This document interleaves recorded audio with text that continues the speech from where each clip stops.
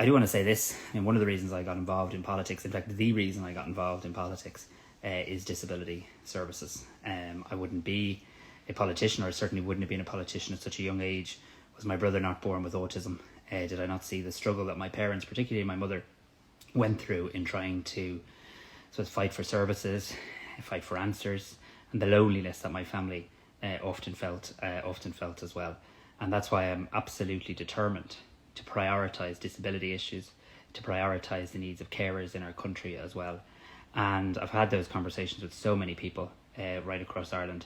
I was in Kanturk last night at the end of a very long day, and I was talking to a woman who works in a Section 39 disability organisation, and she was raising issues with me, and I want to say I didn't give her the time that I should have given her, and I feel really bad about that, because it's not who I am.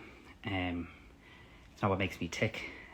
I really, really, really passionately believe in disability services, so I do hope to be able to have a longer conversation with her, because I want you to know, and I want her to know, that I'm absolutely in the business of listening, of learning, and of acting when it comes to disability services. I always will be.